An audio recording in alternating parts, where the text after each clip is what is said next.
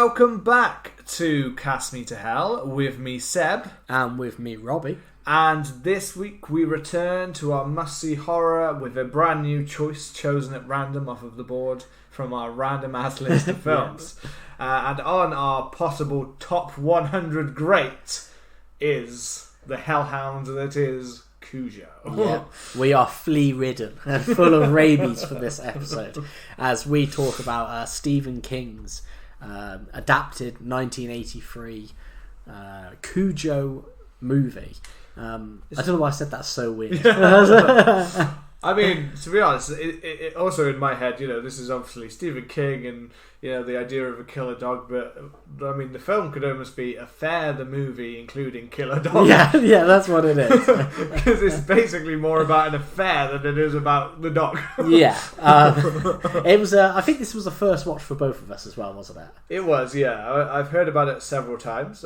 My daughter has a top that has Cujo on it that I posted on Instagram that I was given by friend Josh. Actually gave it to me because of related to my dog Mia, because she always bites him every time he comes. She does, doesn't she? Or gums him. What would you say is gums him? Bites him sounds really bad, but she since she only has gums at the front, she's become a little bit more likely to occasionally nip people more than she ever used to. Yeah. But it's almost as if she's realised, I got gums, so I ain't gonna actually hurt you. I'm just gonna gum you up real good. She can leave marks, but she doesn't do that to barely anyone. There's literally 2 people that she doesn't.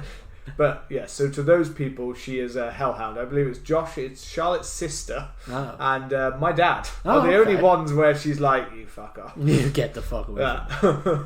And I don't know, I think maybe it's just cockiness of them being too like, hi, and then maybe. Get the fuck away from me. Maybe. You have to earn the privilege to come near me. Because I don't really properly, I'm allergic to dogs. Yeah. So I'm okay with her after, after you lived with me for some time. Yeah. But for the most part, I don't really stroke dogs because it sets me off. So I think because I largely ignore her, she's really clingy to me. Yeah.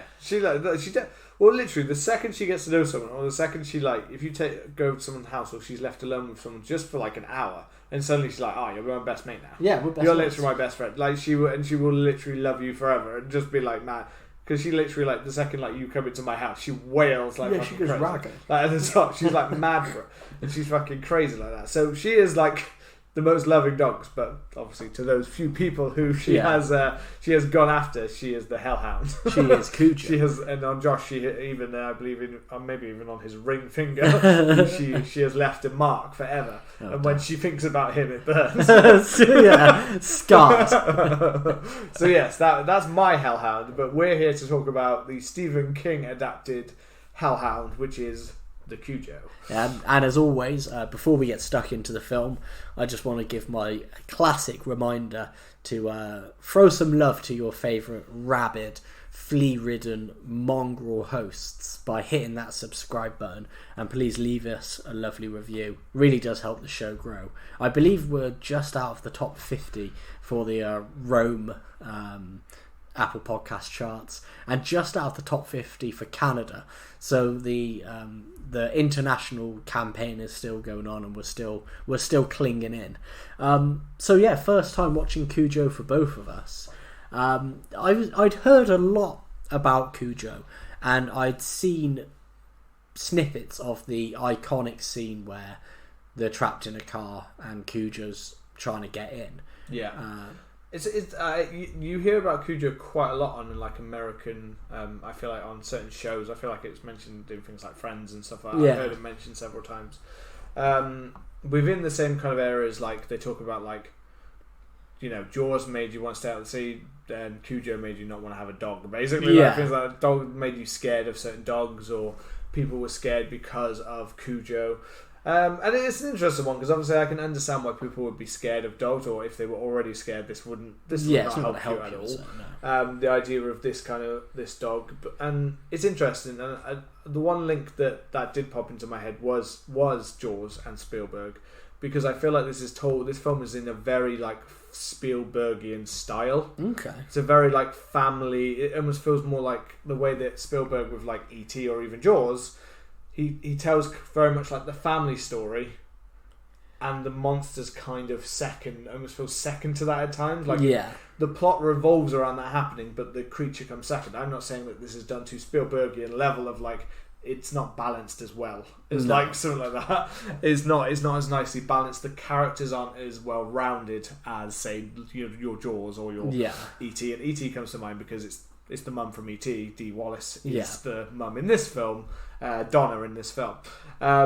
This, speaking of who actually directed it, it's directed by Louis Teague, who did films like Other Horrors and things like Cat's Eyes and Alligator. Yeah, Alligator Fox as well. Alligator's a good film. So he's done a few of those. Romancing the Death of the Nile.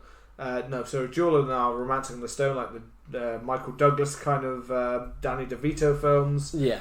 So he's done a few of those different kind of horror and some more mainstream kind of films. And it's perfectly fine. It sometimes feels a little bit on the.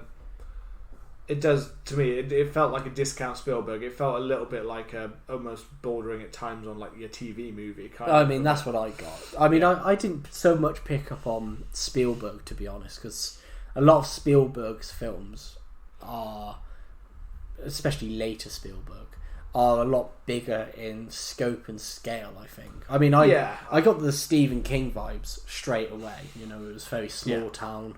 It was, family. There's a lot of family drama.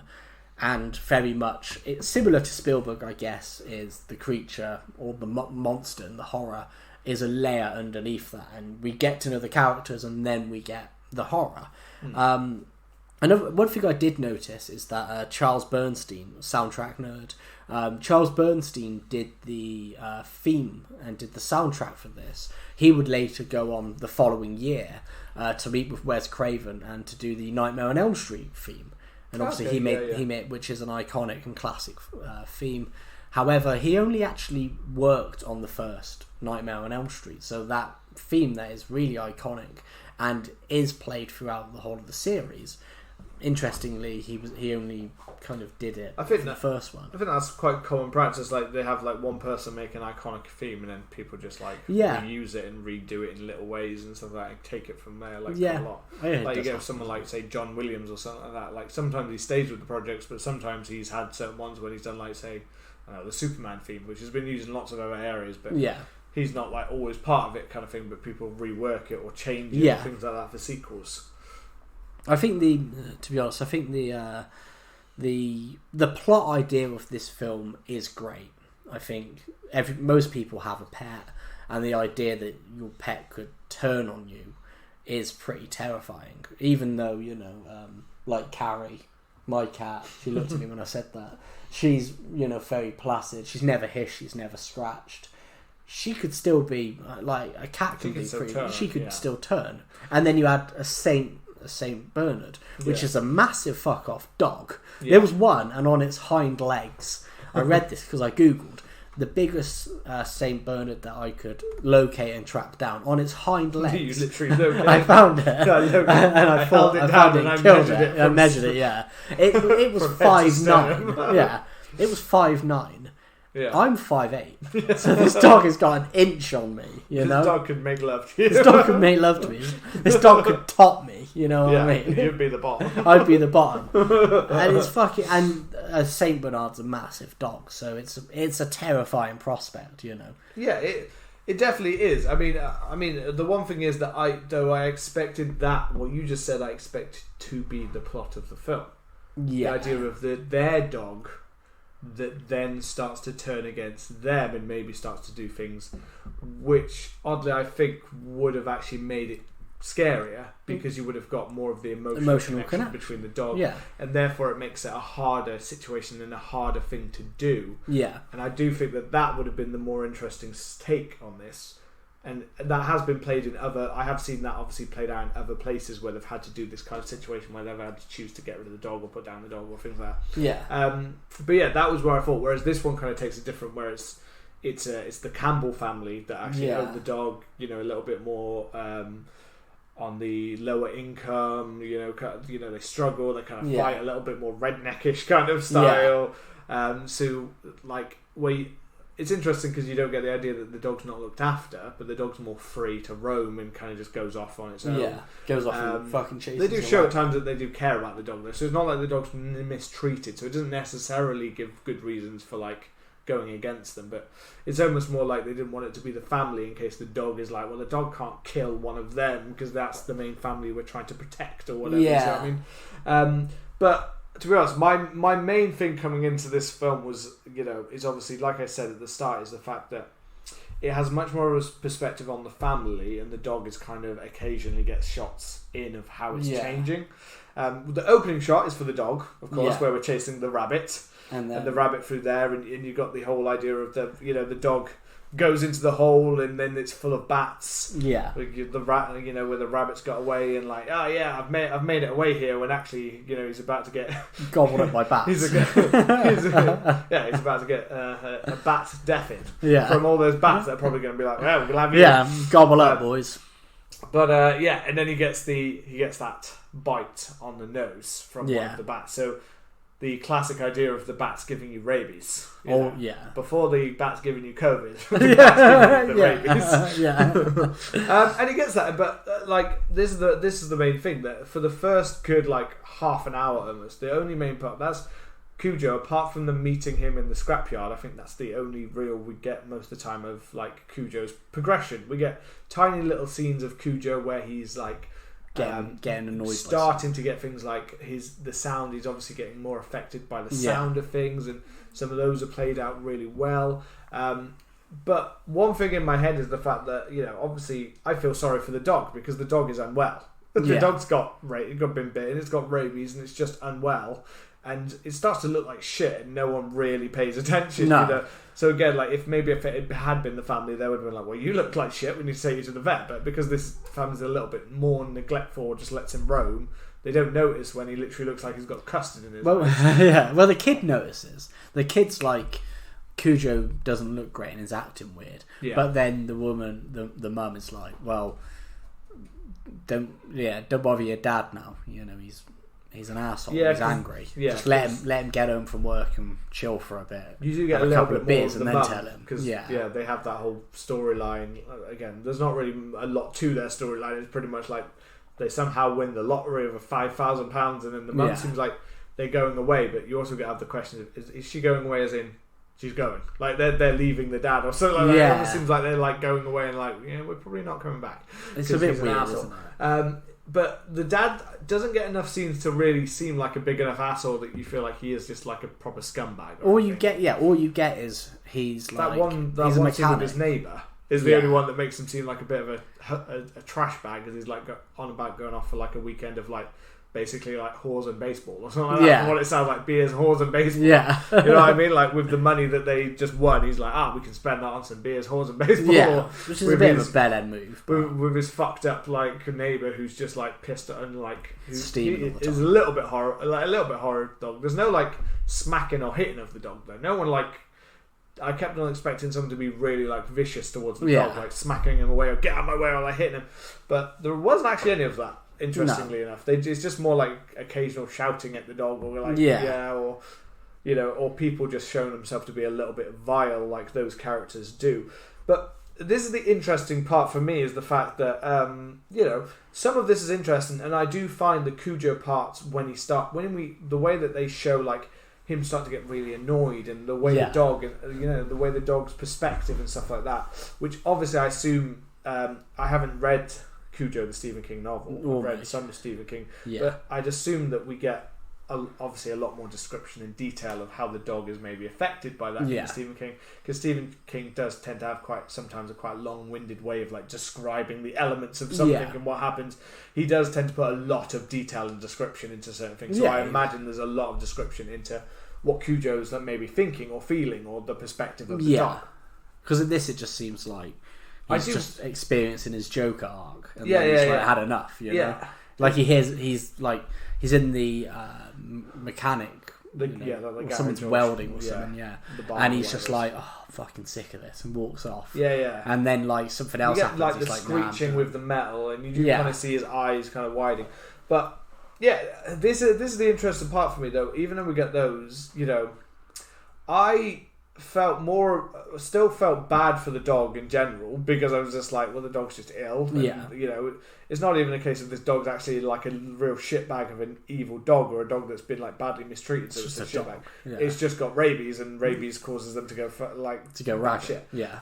You know, I don't know if it causes them actually to go anywhere near this level of bad shit. No, definitely. You know what I mean? But it does apparently from those evil bats. But it's more the part that feels like such a minor part of this movie.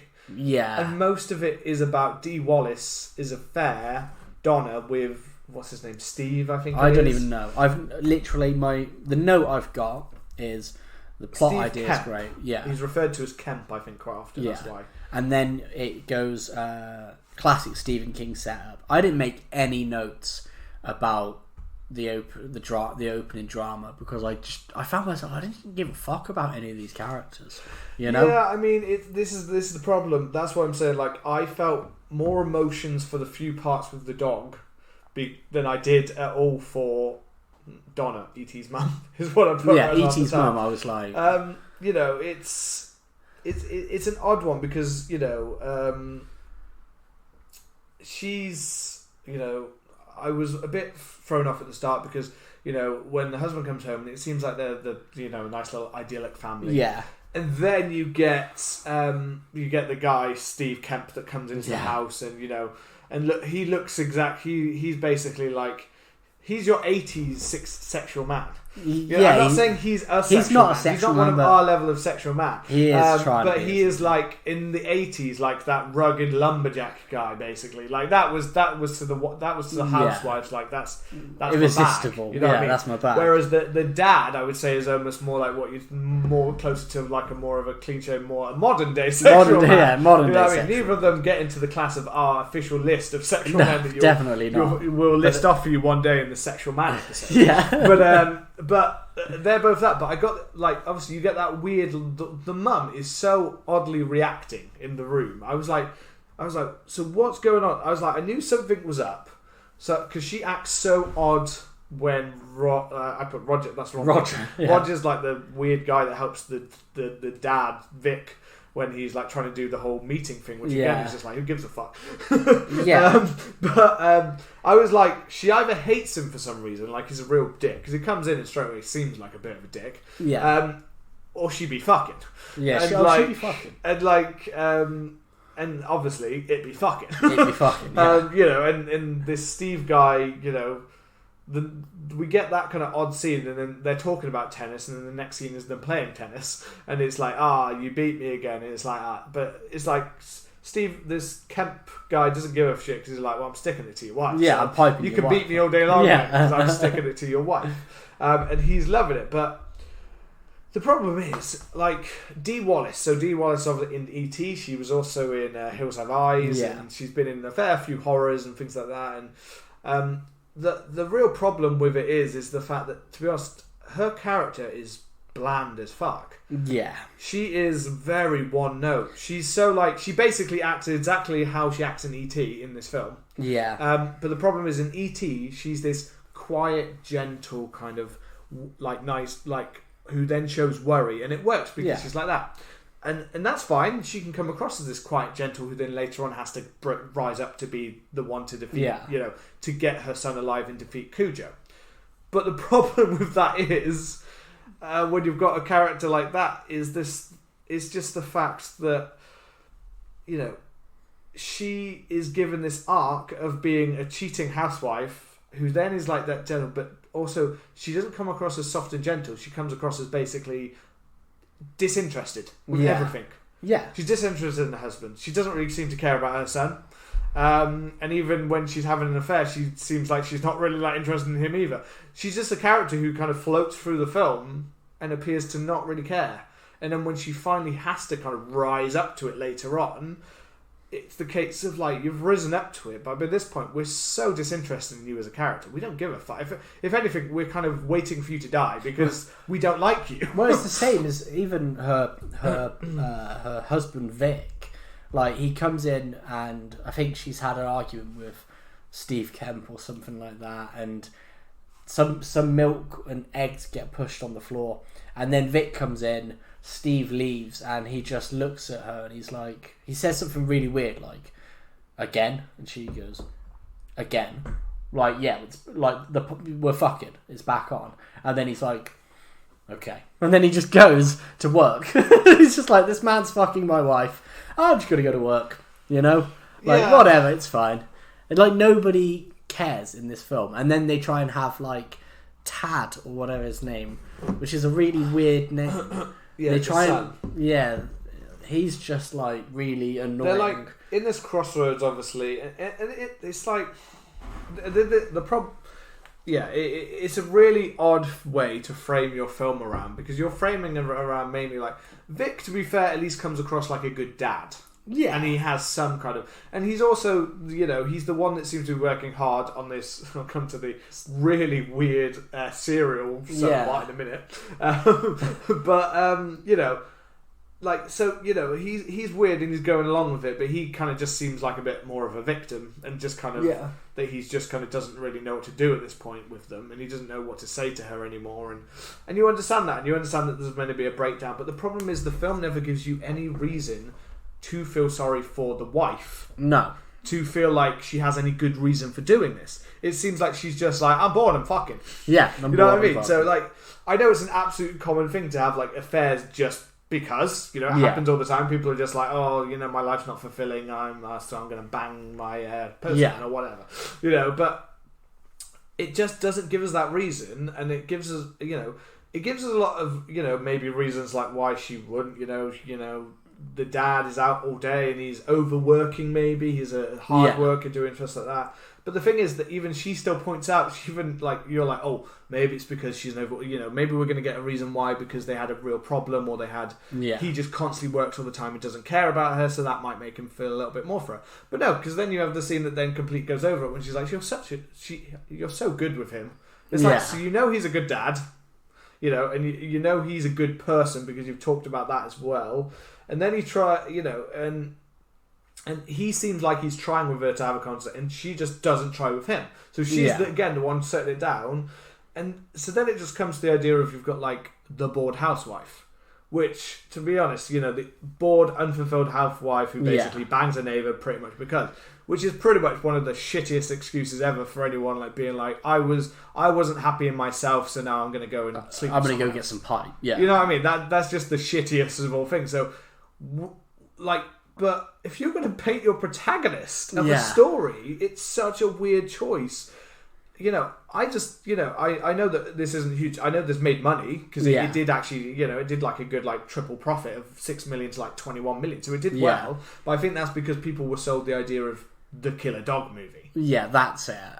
But I cannot imagine people sat in a theatre watching this and be like, well, this isn't the movie this what the fuck is going on here? It's like a soap melodrama mixed in with an occasional shots of the dog. It feels like the movie was written by ChatGPT. Like somebody went, write a Stephen King movie about a killer dog, and it just listed like there's a woman having an affair and dog has rabies, and they're like, there you go. And then they just say to Lewis Teague, film this. But Cujo is one of the ones that's highlighted as one of like Stephen King's... It's one of his favourites. Yeah. So it definitely makes me want to read the novel. I imagine the novel's good, to be honest. I'd imagine it has that. I just wonder where they've gone against it. I know as also, though, that Stephen King can get a little bit weird with these things and a little bit like off, which is kind of what makes it interesting, you know, like the children orgy in it or things like that, you know. There's always a bit, and I kept thinking of certain scenes going like, I wonder if this got a little bit more into it, a little bit more in depth, a little bit more clearer. And instead they've just watered it down to basically just a standard affair when there was actually more to it, but they were just like, let's keep it simple. Let's keep it more simple. And that's where a lot of these go wrong, because they don't take the interesting parts, they just take the basic ideas and then put it into a film. And this feels like a very basic idea. I can't imagine, but these characters don't seem like Stephen King characters either to me. That's why I say ChatGPT. Because like it has the very, very loose DNA of a Stephen King film. You have characters, you have a focus on drama and conflict within those characters, and then you have a horror lurking in the background, Yeah. and they're gonna cross paths eventually. However, for me, it feels like the family drama is so bland and hollow that you don't really care about it. And then there's not really enough with Cujo. You see him getting pissed off like twice, and then what I put in my notes is then he goes to dark Cujo, which is a really cool scene. But once he goes dark, like, you just get random shots of him. My note was literally I bet the dog looks literally pissed off, and I'm sure it is because, well, look at all the shit they put over him. It looks like he's been dipped in strawberry jam. Yeah, the dog just looks like he's been coated in something like reddish, like, and his whole fair's like he's been put in something sticky. Well, they just picked up the dog and went, "Here's a big." Here it is. Well, it's American, so here's a big figure jelly. Yeah. Dip you in. And then they just like slap some custard on those eyes. Oh yeah, the eyes are bogging. But they used a couple of dogs, and they even used a man in a dog costume at one point. But a larger dog dressed up as the Saint Bernard. That's so good. I also say Dogception. that I was looking at the poster for this earlier, and I was like, "Who the fuck does Cujo look like?" And I'm going to put this on Instagram. I'm going to get the picture, but the dog looks like Nick Nolte. Do you know who that is? No, let me have You look up Nick Nolte, and the dog, just his face looks like angry Nick Nolte. Let me have Anyway, some people might know who that is out there. The dog's face looks like, at least one of the posters or the one on the Blu-ray cover, literally the way they've shown it, the eyes and the face, just the picture. Yeah, he's got that. He looks like. I was like, did you know that Nick Nolte? I was going to post a fake fact earlier on Instagram to say, did you know that Nick Nolte performed all of the scenes as the dog in Cujo? He does kind of have that look, but then Ron Perlman kind of looks like a dog as well. He does as well. Yeah, he could have a Ron Perlman look. Yeah, Ron Perlman can be him in like the remake. Yeah. It's interesting. I was thinking about a remake because obviously a large part of this is the idea that you're stuck in a car that's obviously not working and you've got no contact, which obviously I guess you could just come up with the old the mobile's not working or the things like that. But I was interested in how this would work if a remake of this would really work that well. I don't know. It's a classic of a dog. I just think the story would have to be changed around. But then again, it could be a case of it just needs to be made more close to the original book. Yeah. It needs to be a more faithful adaptation. Maybe.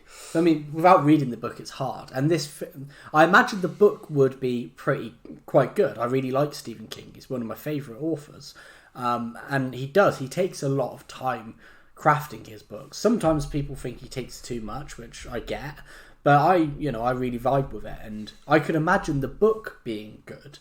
However, I find that the film feels very much like they'd taken a snippet of an anthology and then had stretched it to a made-for-TV film. Like, I watched Cat's Eye. I watched it a couple of years ago, and it's also a film shot by Lewis Teague, and it's based on 3 short stories of Stephen King's, and it's about this kind of cat who is in all of the stories, and each of the stories are their own self-contained thing, and they're all about 25 minutes, half an hour long.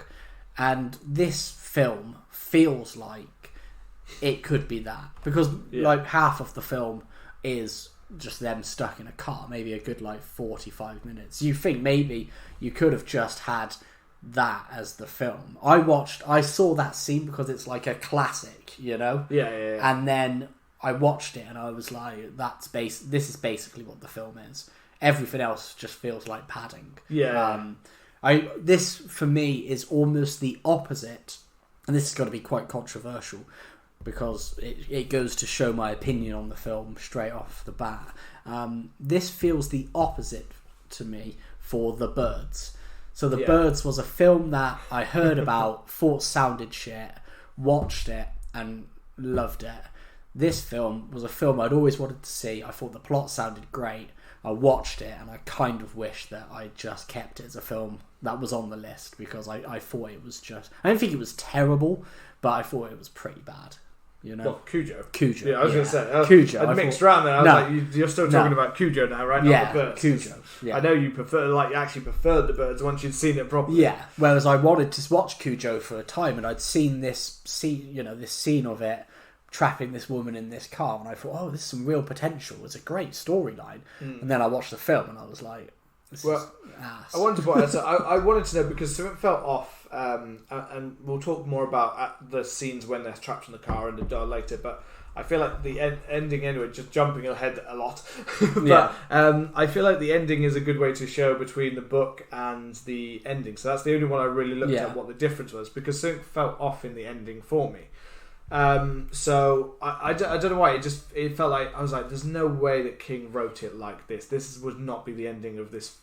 There's not enough of an impact at the ending. There's not enough. So obviously, we'll come to the film's ending in a minute, but just for the perspective of anyone who's seen it, and hopefully you've seen it. If not, as always, it's your choice. Yeah, it's a spoiler for a 40-year-old. Yeah, so it's up to you. So in the Stephen King book, the ending is Donna manages to kill Cujo, but not before Tad dies of dehydration and heat stroke. So she's able. She also contacts rabies herself in the process, but is able to get treatment quick enough to recover. Still, losing Tad means her life will never truly be the same, and it's one of Stephen King's sadder conclusions. Damn, that is a sad ending. See what I mean? That's a Stephen King ending. That is a hits you hard, has a real impact on life. Not the one that we get, which is obviously much more of a happier ending. And also, that's a classic thing of how many Stephen King adaptations have we seen where they try to divert and go for a happy ending? They've done it so many times. Yeah. And pretty much always they go, well, of course the original was better because it had an impactful ending taken away. You can't just...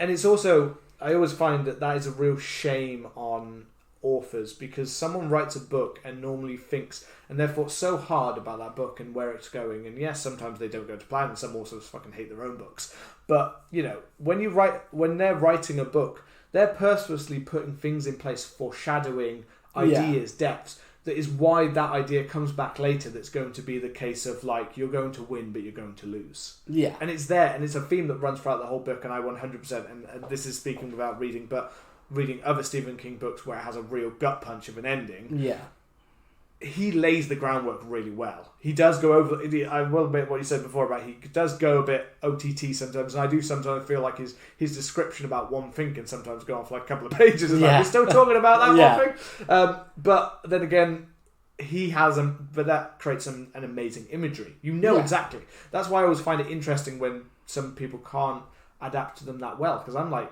he's basically painted that picture for you so well, and yet you still couldn't get that shot right. But he's literally spent like 2 pages describing what this creature or what this scene looks like, and you still think you can just change it and that's fine. It's like, but he made it so beautifully, and people want to see your film because they want to see his book on the screen.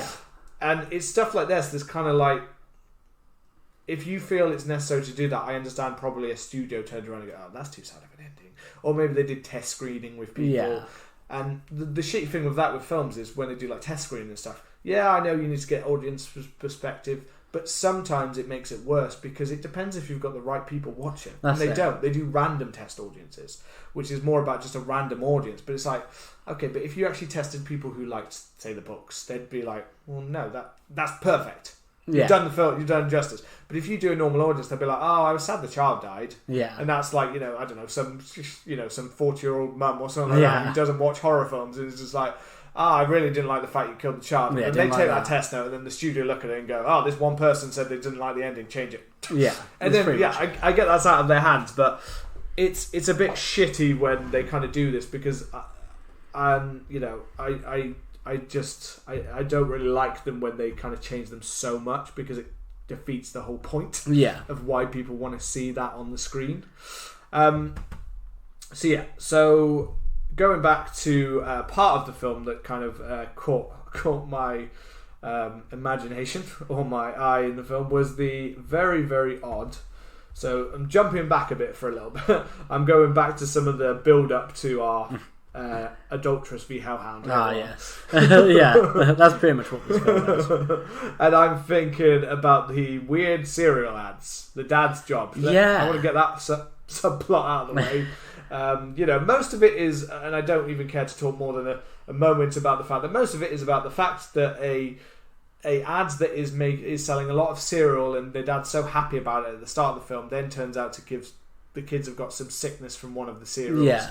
The company fucked up, and now the company's blaming the dad for their ad campaign, even though the ad campaign has nothing to do with them getting sick. No. And that's basically it. Apart from that, the dad has to go off away for a little while and leave the son, who doesn't want to be left, because of he needs to fix this, so he needs to go off for a few days, and that's what kind of leads to a lot of this. And the son loves the dad a lot, but doesn't seem to like the mum barely at all. Yeah. Which again, based on what I just said about the ending, sounds like in the book that's not the case. But in the film, for some reason, they decided to really be like, you're going to fucking hate this. Yeah. This is a goddamn bitch. Hate each other. But the cereal ad is so fucking weird. It's, nope, nothing wrong here, with the weird guy in a suit who's like eating a bowl of cereal. And I was just sat there going like, who the fuck wants to eat a cereal? What child is like, yes, we're going to follow the word of the weird man in the suit. The weird man in a suit. Telling me nothing's wrong here. Yeah. Who they call the professor. Yeah. Apparently that's the character they created. Like, it's literally like, I was looking at that guy going, that guy's like a nonce. He's just got massive nonce. Like, I was like, all I could think was like, I imagine him like, he's basically sexually harassing someone, and all he's saying the whole time is, remember, nope, nothing's wrong here. Nope, nothing's wrong here. As he just slivers into a kid's bedroom. Nothing wrong here. What's wrong with the old animated tiger, Yeah, what's wrong with Tony? Yeah, what's wrong with Tony the old tiger? Or Coco, yeah, exactly. Yeah. What was wrong with those guys? No, we need to bring some weird guy in to be like, nope. And it's just such a weird phrase to be for a cereal ad. I was just thinking like, who designed the idea that the cereal ad is some weird guy like sat telling the kids nothing, like, but also it's a bowl of cereal. What was gonna be wrong here? What was gonna be the problem? You just sat there racking your brain like screaming at the screen. What was gonna be wrong with the cereal? Well, why? If anything, if you saw an advert and somebody was like, "No, there's nothing wrong with this," you'd be like, there's something wrong. Like, why are they saying that? In this universe, is it the case of every food is possibly tainted by something? Like literally, like on normal ads, like when you say like a child like eating cereal in the morning, like that's like half of them with some animated character. But and then it's like in all the other ads, it's like delicious, but may contain serious poisons. May contain asbestos. And then the professor is like, no, nothing's wrong here. That's why ours is the best-selling cereal on the market. It's like a bowl of glass. It just makes no fucking sense. It literally just makes me think all of the food in this universe is tainted. Every food is like, we have to tell you there's nothing wrong with this food. We've eaten it. It's okay. Like, this man will eat the food in front of you, children, and that means it's okay to eat. Exactly. ChatGPT writing. Someone write me a cereal advert. Nope, it's fine. Fine. It's okay to eat this food. That's the whole idea. So, that's one subplot knocked out of the way, which, again, is just seems weird. It's a reason for the dad not to be around to protect the child. Yeah, basically. So it's a reason to put the mum v hellhound, and to kind of like jump. Obviously, the other additional subplot, which is part of that, is the adultery. Yeah, and that's the pointless addition of Kemp and his jealous guy. And later on, we have the whole police detectives in the house, because when the dad does come back after it, while they are stuck. I'm gonna mainly focus on the. I think we should mainly focus on the car and the Cujo as one main area. So I want to get this out of the way so we don't need to talk. But only because there's another weird thing that I found in this. So the Kemp character like comes into the house looking around, picks up an apple.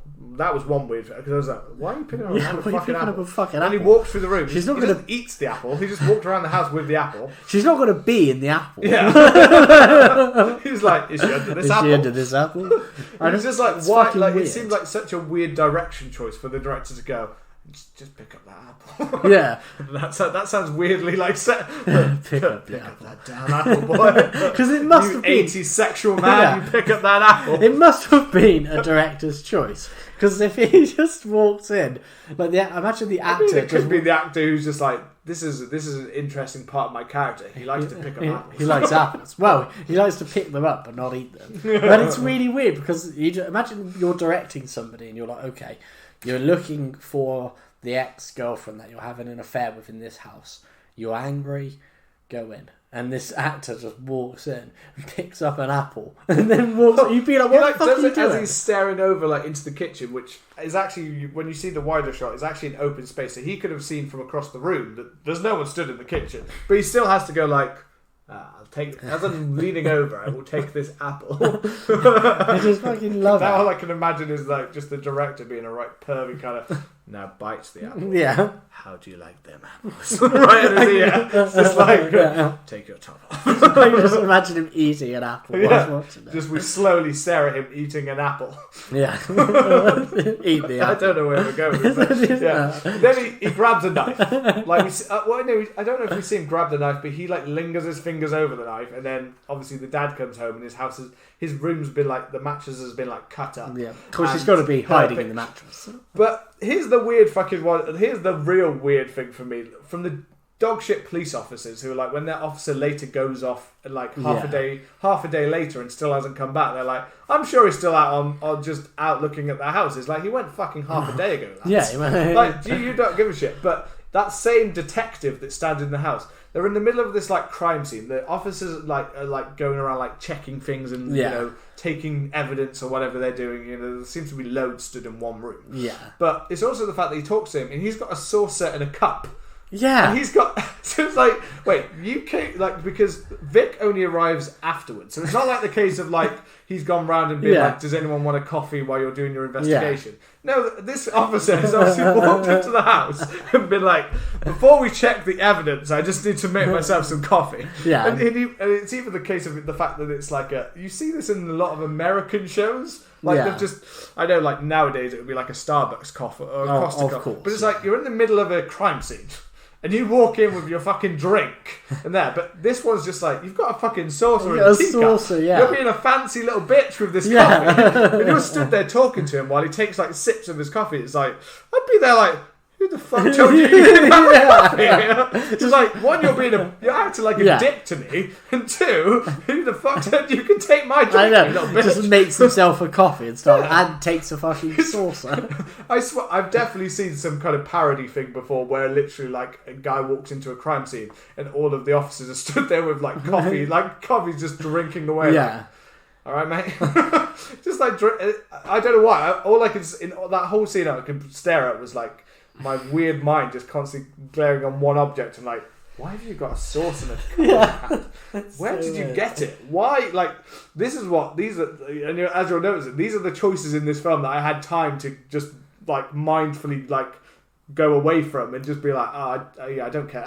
Well, the film. What I care about is that apple or that cup and saucer. The film's so fucking boring that it's just looking for other stuff like that. You know, the only time it is interesting is Cujo, which is what we came to see and what we barely get much of. Yeah. And even that kind of wears out its welcome quite quickly. You know? So anyway, that was less about the Kemp character being the whole affair storyline and more about the saucer and the cup. The officers being dog shit. And obviously, so let's get to the main point of the film, which is Cooch. The mum in their broken down car go back to the Campbell's house to get some help, and nobody's there at the time. Sorry. We've actually already had 2 deaths by this point. The dad and the neighbour are dead. We get the really cool shot where we get Dark Cujo, where he's out in the fog. And the little kid's like, Cujo, where are you going? Yeah. And Cujo's like looking at, should I fuck this lad up? And then he decides, nah, I'm going. And he walks off into the fog, and it's really cool. It's like the only shot in this I was like, that's class.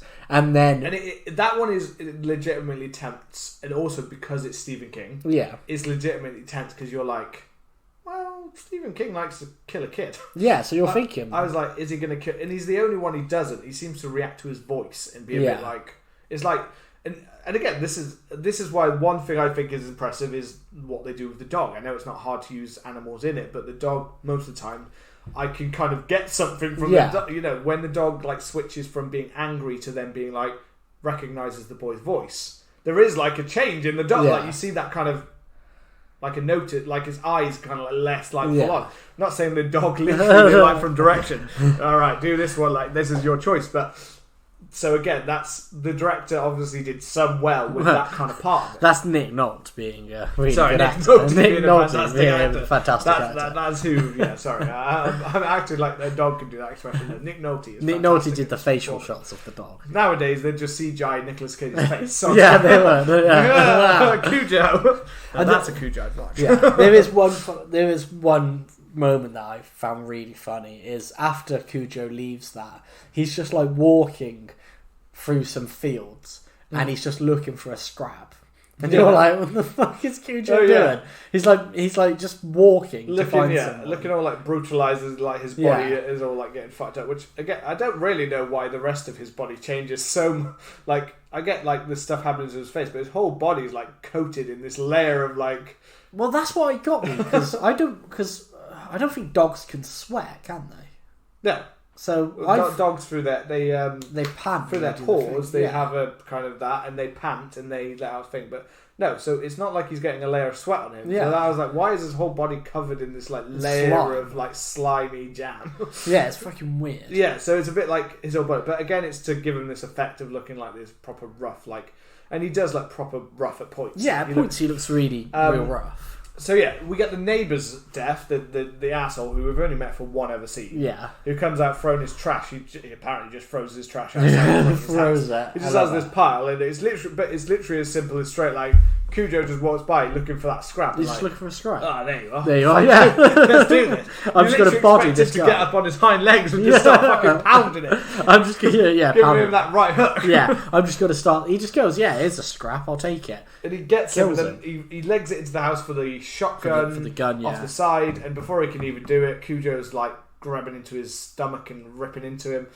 We don't get to fully see it. This isn't really one of those where we get to fully see like that. We get a little bit more later with the police officer. Yeah. But with this one, we kind of just see like more quick attacks, like the dog and stuff like that. Yeah. Even when the dog, obviously they're not going to hit the dog, so that's why every time it looks like they're coming towards him, it kind of does a cut. So you don't actually see. You hear the dog like making noise, but obviously they're not going to show you just brutalizing a dog.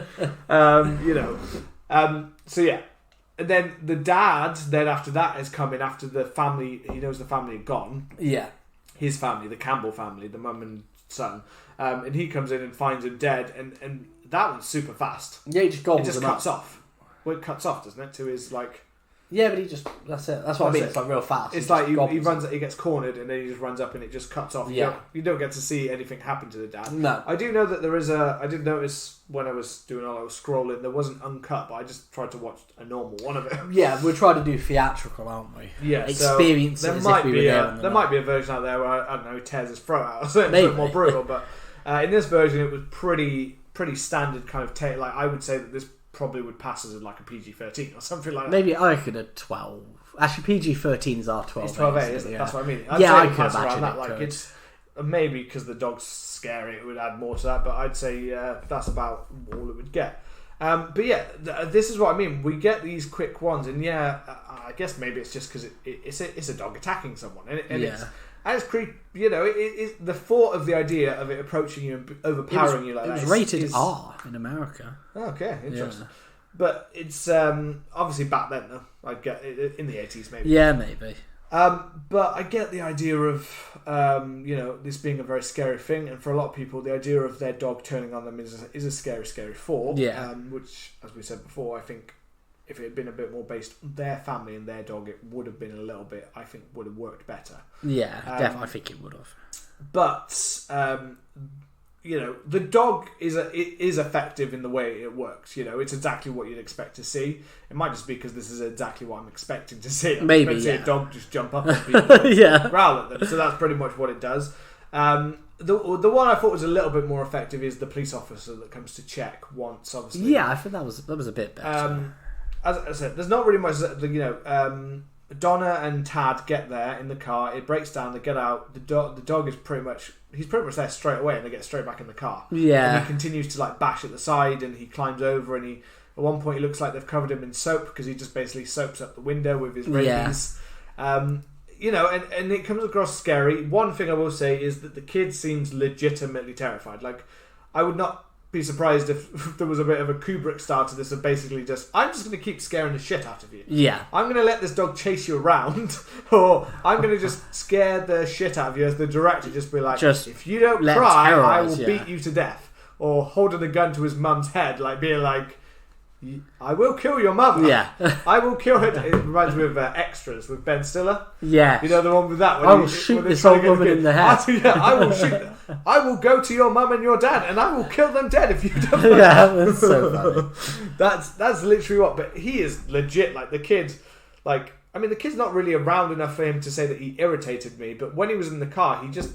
Sadly, all it is just a kid screaming for about half an hour. Yeah. You know what I mean? And it does wear you down after a while to be like, there's not really much more to this. So that whole part in the car is kind of wears you down a little bit. And it's also the fact that, again, that she just doesn't seem to care that much. She's not really being that, warm to him.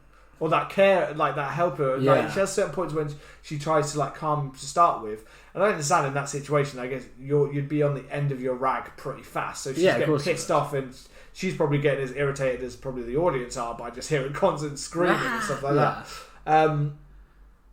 But yeah, it doesn't make you like her character more. The fact that she's basically half the time screaming at a kid while the dog's attacking, and it's like, yeah, but your kid is legitimately fucking terrified. Yeah. And he's having asthma attacks and shit like that. Like this is the ultimate level of he's getting heat stroke. He's getting he's stripped down to basically all he can show on screen. Yeah. The professor's probably eating his cereal nearby watching. Yeah. It's just watching. Nope, nothing wrong here. So it really doesn't help. And also, one scene that does, as both of us being asthma sufferers. Yeah. I feel like I almost feel like this film makes me need to say a kind of direction for people watching at home. As asthma sufferers, I think we can both tell you that the way to deal with a suffering child who is in the middle of an asthma attack, is not to shake him while he's screaming. Yeah. And while screaming at him, she screams, "Not now, not now," while shaking him while he's in his third full-on asthma attack and already obviously in the middle of heat stroke, and she's like, "Not now, not now," shaking him because she's just run away from that. Then she smacks him on the back, not just like a proper. Yeah, she's just fucking clout. By the way, smacking on the back doesn't fuck all to help you with asthma. Yeah. If anything, it probably makes it worse. And then continuing to scream and probably scare him. What I would say is if you do all of those actions at once to your child with asthma, that's probably scared them to death. Yeah. You probably just killed your child. You'd smack him, scream at him, and shake him. That's a good way to just basically block their airwaves even more to the point where they're... Yeah. And then the only thing that could have helped is screaming in his face. There's a dog trying to kill us. There's a dog trying to kill us. Send it to overdrive. There's a dog she might as well have literally gone to the next level. Yeah, literally. Just tell him everything that's wrong. That dog's outside the window. It's gonna kill you. It's gonna eat your mother. It's already eating your daddy. Yeah. Just start screaming and screeching and that's it. That scene, I was just sat there wow. What the fuck? I was like, fucking hell. How long is this going to go on for? I was like, fuck me. It's because I got the idea of being trapped in the car and thing seemed like a very interesting idea, but it also is an idea that only has a short amount of time. Exactly. Yeah. And this film feels like it spends so long, her being watching, sat in the car, heat stroke, screams at a child, phone rings, continues to watch, phone rings, Cujo gets pissed off, then again, and come back around, and you're just like, okay. So then, as I said before, the police officer one, when he comes in and he has to leg it into the butt, he gets attacked straight away by the dog, drops the gun on the floor outside, so you think, oh, this is a chance to get the gun. You also think this is your chance to get out and get while she's running after the dog, but it takes her fucking ages before she actually reacts to doing it. She does, and that's like, the thing. Fucking get that fucking gun. You could save this officer, but And then she even somehow gets herself like trapped in the car, which I was really fucking confused. I was like, you've been able to open that door this whole time, and now suddenly out of nowhere there's a jam of the door, so she has to do that, and she does it for about 2 minutes, and then goes, oh yeah, the other door will open, and goes to the other. It's like, okay, and now you're too late because the police officer has climbed up. He's got knocked off a balcony. Also, what was fucking hilarious is after Cujo's done like getting into his stomach, I don't know if you noticed the guy in the background when the dog's walking off, but it's like the actor stood there at the side with his mouth like wide open, like gaping. He looks like almost like an animated like. I didn't see that. He looks like he's screaming. He just had his eyes are like wide open and his mouth is like, I don't know if it's him or if they've made a prosthetic. Yeah. But he's just like guts. The gut, there's like a red mark. It's not like guts hang out. It's just like red bloody gut like area. But his mouth is just like wide open, and it just looks almost hilarious. It looks like a clown, like making that big smiley face. Yeah, it's so weird. And Cujo's just like strutting off, like, yeah, I fucking killed him. Now I'm gonna go get that mama who I can see is now out the car because she took fucking 5 minutes to get there. Yeah. And while your son is still just dead in the back, basically. Yeah, your son's just fucking freaking out. If this is the way it plays out, I know why his son dies in the book, because she scared the shit out of him. Yeah, she fucking terrorised him. But yeah, so, you know, this just to like, you know, to start to sum up, this oddly subdued performance from Dee Wallace, which even in the other reviews I've looked at, they did say an odd performance from Dee Wallace in a lot of the reviews. It doesn't do anything but help you feel cold towards her.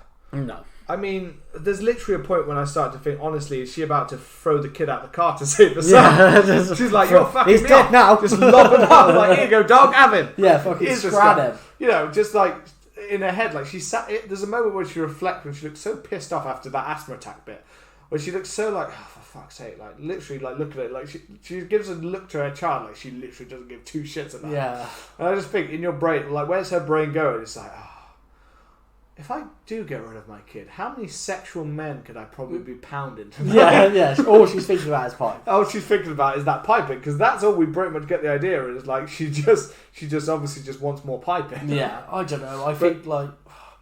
I just think by the time they've been in that car for like 10, 15 minutes, I get they're trying to be like, well, they're trapped in there, and the risks are dehydration and heat stroke because it's a fucking baking I don't day. think, again, but it's not stressed massively. No, that's what I mean. That part is not shown well either. No, like I get that, but I almost didn't really get what it was, because from the way it was shot, it didn't look like it was. I understand if you're in a car, and this might be much more obvious in like America, because in parts of America, obviously, it's so much hotter than it is here. So we don't get the perspective over here in England where, you know, yes, on a really hot day, it's a terrible thing inside of the car and things like that. But there was something about the way it's directed that although it's sunny, it didn't look like it was like a boiling hot sunny. No. So you didn't really get that idea. So yeah, you saw them sweating, but there was just a point when the kid was basically out of all of his clothes. And I obviously had not got the whole heat stroke thing idea, that the heat, because it just didn't. I know she had a bit of sweat around her face, but she'd just also been outside fighting a dog. Yeah. You know what I mean? So, you know. You'd be sweating. So there was a bit of me like, why the fuck is the kid in the back looking like some kind of weird golem creature? Yeah, I was just like, I made you take a little spectate there. You definitely made a good choice to not have another coffee, because I'm like buzzing. I'm going to another dimension. And it's a big cup as well. But I love we're drinking. Yeah, so I was just like watching it, and yet again, I hadn't completely picked up on the heat stroke, dehydration element. So I was just like, why in the middle of this has the sun just been like, I know what I'm going to do, I'm going to strip. And then it kind of clicked like a little bit later. But I don't know, I lost interest in this film quite quick, in all honesty. And then obviously when she does get outside and she smashes Cujo with the baseball bat and it snaps, and then Cujo kind of has that dazed moment for like what the fuck, you got me? And then he jumps at her, and obviously you think it's the end because the baseball bat goes into him. Yeah. And again, you're just kind of thinking, oh, it's over, or yes, but after all of that, it also feels a bit anticlimactic, and it's kind of like, again, I feel more sorry for that dog than I do for you. Yeah. Well, to be honest, with that bit, I was like, okay. I mean, it's not supernatural forces. It's fucking big dog with rabies. It's just a dog. So yeah. So I'm not advocating this, but I think if I took 5 swings at a dog with a baseball bat and then stabbed it, probably, I think you'd be dead. Like, so I brought that. I don't think I think she only hit one out of the 5 though. I think she swung a lot. She clumps it a couple of times. Did you? I only really noticed to like sure get one proper bang. I saw a lot of like missed hits. It's swinging, but I think she might hit it 2 or 3 times then. Yeah. But still, enough to kill it, It is so you are there, but at the same time, you are getting the feeling because she goes over to the house, there is that like, I think he's still going to pop up one more time. Well, I was thinking, are they going to do like a Jason Voorhees with this dog? Like... What, Jason X? Yeah. Reanimated. Reanimates with nanomachines. And then they did, it just bursts through a window, and I was like, fucking hell. So she does the natural thing of putting a bullet in his head. Just starts gunning it down. Yeah, she's managed to save. Yeah. So in this version, she saves Tad from. She manages to bring him back alive. She saves Tad from the heat stroke and all of those things, and his asthma attack, and apparently, that way that she did it, actually, I don't think would even work, because by that point he would have his chest would be so closed up that the air that she's pumping in wouldn't get in, it wouldn't do shit. So it wouldn't work. So the Stephen King even more naturally makes sense, because that wouldn't work, especially if he's not breathed for the last few minutes. He's dead. But for the happy ending, it has to have that. At which point there's a noise outside, and they start to Vic arrives and looks around and goes, "Holy shit, what's going on here?" And then outside the door walks Donna and Tad in the arms, looking again like he's kind of dead. Yeah, he's just died again. He died on the way from. I think Vic runs up to them maybe, and then I think they hug and freeze frame. And again, we've talked about these freeze frame kind of being in 70s and 80s horror in a lot of our last recent episodes, because we keep popping up, because we've done a lot of 70s and 80s in the last few. Must-see horrors, and so in my head, I was just sat there going freeze frame, and just thinking about the fact that there's this whole thing about the affair, and I'm not saying I wanted any more of the film, but it is always that. I was just like, so what happened? I got attacked by a dog, and I have our son. 80s free frame. You know what I mean? Like, you're alive, you beat a hellhound, I forgive you for banging that sexual man, let's have another baby and stay together forever, and I got all that information, and all the information I wanted just from that one free frame shot. Yeah. Like, fuck did I? That one free frame shot is just like, oh look, it's fine, but considering that this was more Affair the movie than it was Cujo the movie to me, I was just like, well, it would be nice if you kind of summed up if, I don't know, if Dad's like, fuck it, I'm out of it. You know what I mean? Yeah. He's like, I'm gonna.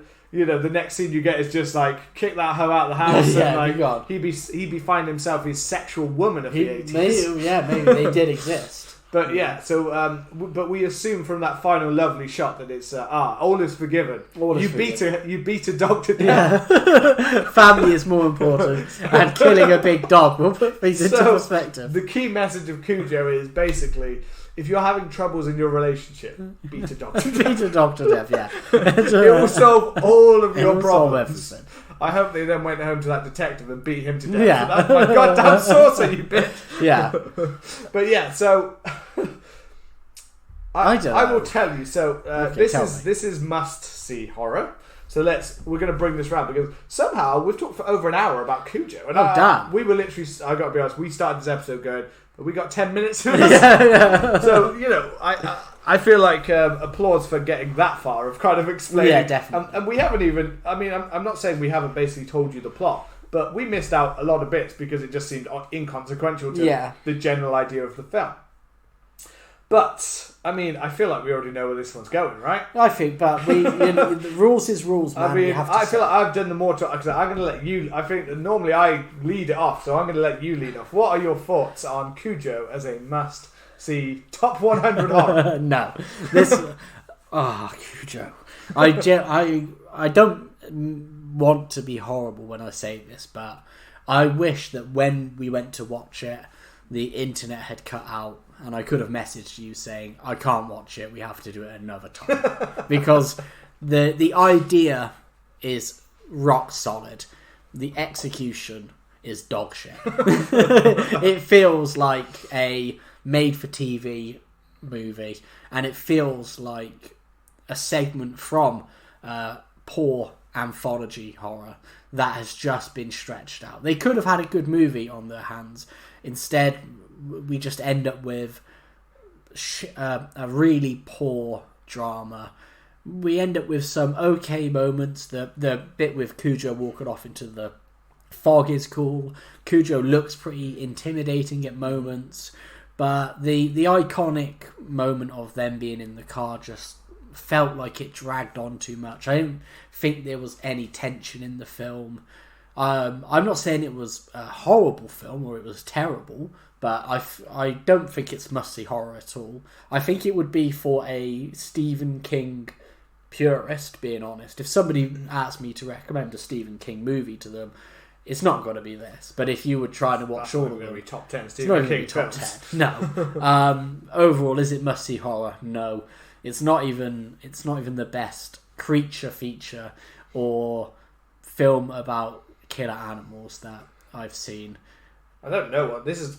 Pretty much called the peak of like dog horror, basically. But I'm sure there's a better dog horror out there. I'm sure there is. It's just how many dog horrors do you know? That's what I mean. I'm sure there probably is one out there. As I said, there was a more interesting way I think to take this, and I guess that might come down to the source material. But, yeah, you know, I now have the interest in going to read Cujo, not based on the film, more on the fact that I believe in Stephen King, and so I believe there must be something better than what we get in the execution here. No, definitely. So you're a 100% no. No, I'm gonna put this dog down, kind of boy.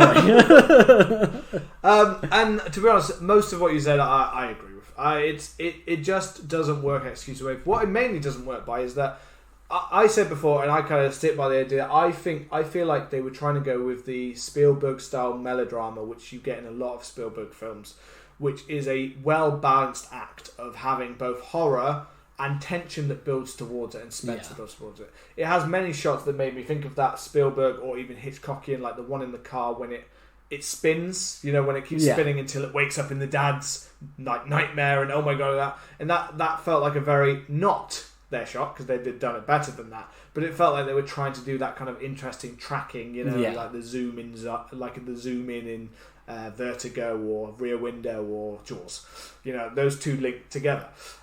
So, you know, I feel like he tried to do it, but they just don't have, sadly the director just doesn't have the sleight of hands to be able to balance these things to make both interesting characters that you just want to know their story, and then also a monster threat, like in Jaws, for instance, which does it so perfectly, where you've got all of that part and it builds towards, like this, I guess, in a car with that, or on a boat, you know, big build-up kind of thing, where you're looking at those two, but the problem is that, you know, one, they built interesting characters that you actually were happy to spend half an hour without barely any monsters. This, it made characters that were mainly unlikable, and our protagonist, who's very unlikable, you know, and generally just isn't. I'd almost say to the point that Dee Wallace was miscast in this role completely, and we needed someone who could have pulled off a bit more of that balancing act. And there might be people out there who are purists and love Dee Wallace's like horror history and be like, what the fuck are you on about? But, you know, I don't see it. I just don't think it worked that well, and I think it just hasn't been able to pull off the balance of horror. And the only good thing I can say is I do respect the work that was done with the dog, and I felt the dog was as good as you could have got it. Just sadly, it just needed some better direction to pull off a little bit more. Yeah, you know, to make it a little bit scary, to make it a little bit work. And you know, dipping the dog in jam ain't scary enough. You know what I mean? Like, yes, the dog looks horrible, and I actually liked some of the bits when they kind of showed off the dog's senses and stuff like that, and that he was really starting to get agitated by things. I liked those part of the films. The problem is it's surrounded by that horrible not even subplot, main plot. Yeah. Cujo's the subplot here. Cujo is one of the many subplots. It feels in a film that should have been about the family, kind of the fact that their dog is turning against them. Seems like such a simple idea, but an effective idea, you know, that would have worked. And no, I couldn't put this on top 100 horror list because it's not strong enough. And it's sad because I came and I heard so much about Cujo that I came into this with not high expectations because I know the kind of film it was, but I expected this to be something I was really going to enjoy, and sadly it ended up being a big disappointment. Same. Yeah. So same, King. Sadly, I can, however, say that maybe I could imagine if you grew up, I could see how this film would be scary. The same way, with Jaws or any other monster one. If you grew up like if you had watched this when you were like 8 years old, yeah, probably, you might have been scared to shit, and you wouldn't have remembered it. To be fair, you wouldn't have even got any of the affair crap. You would have just remembered Cujo being scary. Probably, shit. yeah. So it would have been terrifying. So of a certain age rate, and if you grew up with this film, I totally understand why you will think this is a terrifying horror, and the nostalgia probably works for you. Yeah. But as we've only just watched it now as adults, sadly, that just doesn't work for us. Yeah. It just doesn't work. And that's pretty much all I've got. So this is my third no. This is your second no. It is. On Must See Horror. So, yeah, we'll see where we go from here with... what's our next one? It's The Hills Have Eyes. The Hills Have Eyes. So let's see. Is that one going to make it, or is that one going to be a disappointing piece of trash? We'll find out. So as always, thank you for checking out the show. Please remember to hit that subscribe button and leave us a lovely review, even if we did effectively just shit on a film that you may have loved growing up. It is what it is. That's all I'm going to say. We ball anyway. Come and let us know what you think about Cujo over on TikTok and Instagram and Twitter at CMTH Podcast. And we will see you next week. Please don't get rabies. Goodbye.